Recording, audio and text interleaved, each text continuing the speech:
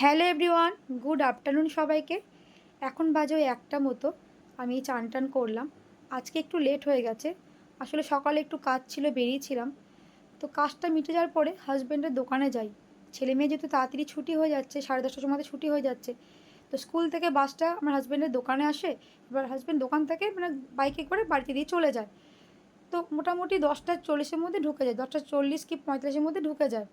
তো আজকে আমার এমনই কপাল, যেহেতু আমি বলেছি আমি ওদেরকে নিয়ে চলে যাব, বাসটা আজকে আসতে একটু লেট করেছে, প্রায় 11টা বেজে গেছে। তো হাসব্যান্ডকে বললাম ছেড়ে দাও, আমি নিয়ে চলে যাচ্ছি, তোমাকে আর মানে কষ্ট করে যেতে মানে বাড়ি যেতে হবে না। তো যাই হোক, ওদেরকে তো নিয়ে চলে এসেছি। এসে মেয়েকে বললাম তুই চান টান করে নে, করে কিছু খেয়ে নে আগে। আমি ওদের স্কুল ড্রেস সব কাচলাম। মানে আমি ডেলি কেচে দিই, মানে হাইজিন মেনটেন করার চেষ্টা করি। তারপর আমারও কিছু কাচাকুচি ছিল, সেগুলো সব কাচলাম। তো চান করতে একটু লেট হয়ে গেল। এখনও যেন ব্রেকফাস্ট করিনি। মানে এত খিদে পেয়েছে, মানে আর ভালো লাগছে না। এখন আগে ছেলেকে চান করাবো, মানে ওকে যতক্ষণ না চান করাবো তো চান করতেই যাবে না, চান করতেই চায় না। ওকে জোর করে চান করাতে হয়। মেয়ের কোনো জ্বালা নেই, মেয়ে নিজে নিজে চান করে নেয়। আর ছেলেকে যতক্ষণ না আমি চান করাবো ও চান করতেই যাবে না। তো আগে ওকে চান করাবো, তারপরে আগে কিছু খাবো। মানে এত খিদে পেয়েছে আর ভালো লাগছে না। চলো, মানে চুলে জলটা এখনও মুছিনি ভালো করে।